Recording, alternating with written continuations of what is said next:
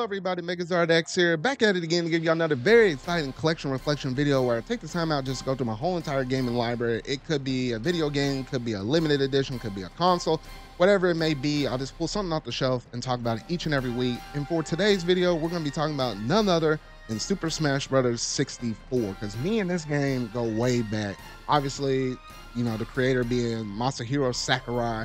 You know, he did a phenomenal job within this game, and thus, by extension, every single other Smash Bros. Game that has came out after this, though. But, you know, for my collection reflection series, I had to talk about the original before I talk about anything else like Melee, Brawl, Ultimate, all that good fun jazz right there, though. But that's going to be the topic for today's video. So if you hadn't already done so, make sure you're going to hit that like button, go ahead and hit the subscribe button and that bell to stay up to date on all things video game related I feel like talking about and discussing. But without any further ado, let's go ahead and jump straight up into this video.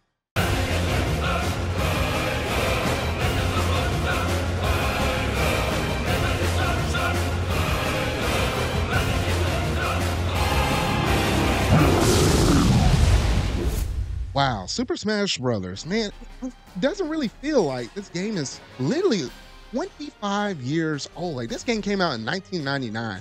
Literally at the time, I was like 2 years old. I was a toddler at the time, though, and it was literally thanks to my dad, I was able to go back through and play through this game series right here, though. But man, this is honestly a timeless classic right here, because at least with Super Smash Bros. 64, you know, we had 8 original characters they managed to give to us at the start of the game. We had Mario, Link, Donkey Kong, Samus, Kirby, Yoshi, Star Fox, along with one other one, though. But, you know, it was just a really good cast of characters for 8 original ones I managed to start off with. And I would say, you know, through and through, I think Mario's definitely my go-to character. It doesn't matter what game he is in the series, though, whether it be in 64, Melee, Brawl, all the way up to Ultimate.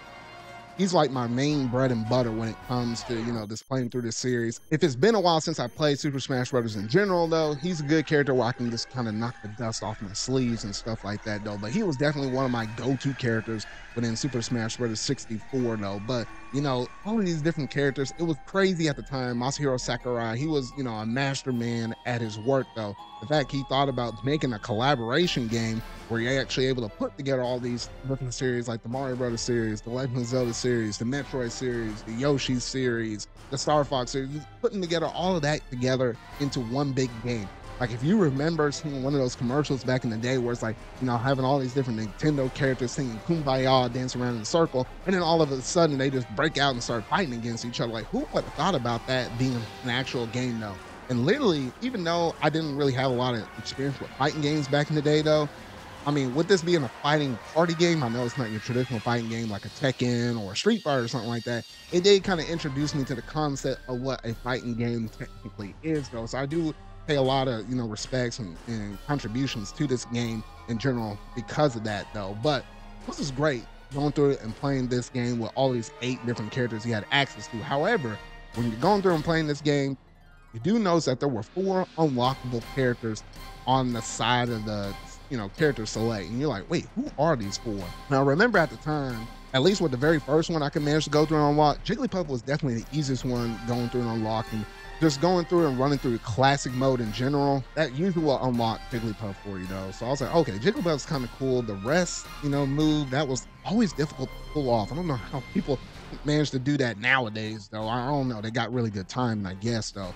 And then I remember the other one I unlocked, Captain Falcon. Man, Captain Falcon, you know, me and him go way back. While, yes, I didn't really notice that, you know, his series came from F-Zero, though, is there something iconic about that Falcon punch? I'm just saying, though. Like, literally, I remember, you know, Super Nintendo, NES, that was only 2 people you can play at most. It was cool with the Nintendo 64 being able to have, you know, 4 controller ports so you can play up to 4. Because I had 2 other siblings at the time, and occasionally I'll get some other friends or family members like cousins and stuff showing up, and then, you know, I always have to Falcon punch him to death, though. I was like, man, I just had to. That character was just so freaking cool, though.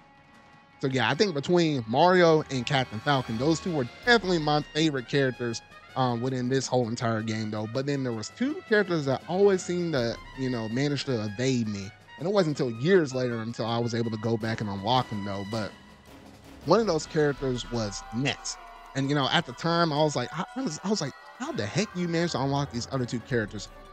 It wasn't until, like, I guess internet started to become, more easily accessible, where then I managed to figure out, oh, okay, that's how you manage to go through and unlock these characters though. But I figured out Ness, you gotta have 3 lives, beat the game on the story mode on normal, classic mode, on normal, and obviously don't use any continue. So I managed to unlock Ness, and he was really cool at the time though. And I was like, looking at him in comparison to all the other Smash Brother characters, I was like, he did look like the most average. Like he was just looked like a regular average boy.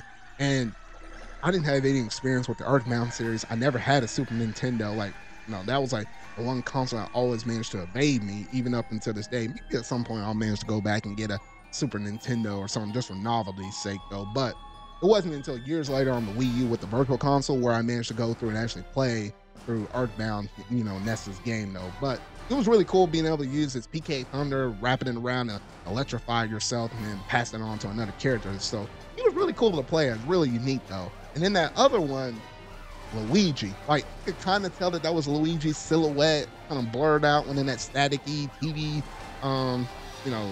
buzz, whatever you want to call it though. I was like, that looks like Luigi, but I wasn't 100% sure. Lo and behold, it was.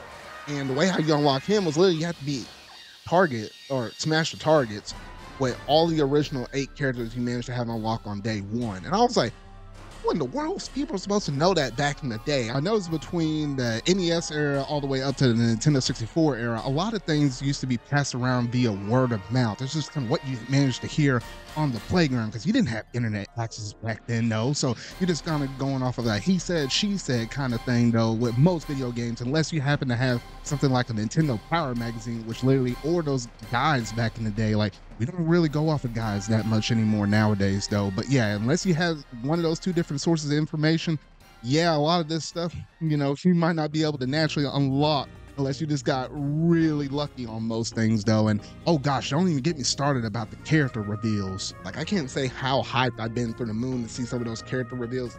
While Smash Bros. 64 ain't really known for them because we just had them at the time though. Obviously, as we went on within future iterations though, like I can't say how many times on a Nintendo Direct we've seen something revealed such as, like Ridley or something like that, or we get, I think Ridley was a big one. King K. Rool was another big one. Like, seeing big characters like that, you always wanted to see within the Smash Brothers series, though. It always has people craving, what's coming up next, though. And literally, at the point where we're at now, it's not just the first party characters. With the introduction of Brawl, with Sonic and Snake, now we get to look forward to potential third party characters also joining the fray as well, though. So, it all started with Smash Bros. 64. The fact that everything else we can manage to get from it from here on out is pretty cool. But that's just like one of the big 3 aspects that Smash Bros. Series is known for, is the characters. And I would say the other 2 is definitely the stages as well as the music though. And at least with the stages one, I mean, yeah, these stages are pretty simplistic at the end of the day though.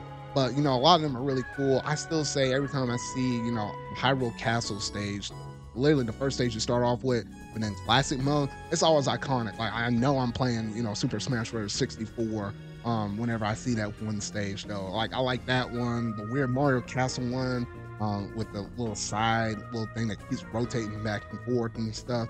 I mean, obviously, Samus's stage is really cool. Seeing the lava rise, like, the only way you can get knocked out of that stage is either getting smashed to the left, right, or up and stuff like that though. So, that's really cool in and of itself. And then I didn't know that one of those stages were actually unlockable, but in order to unlock it, you really have to run through classic mode with almost every character in the game. I think I can't remember if that's just the original 8 or the original 8 plus the 4 DLC characters. So, just going through all of that, it was just really cool seeing back in the day. And obviously the music, like, just having all those different musics from all these different genres and stuff, it's just really cool at the end of the day. Now, in terms of like combat and stuff, it was very simple. You just had your regular, attack, just with the A button.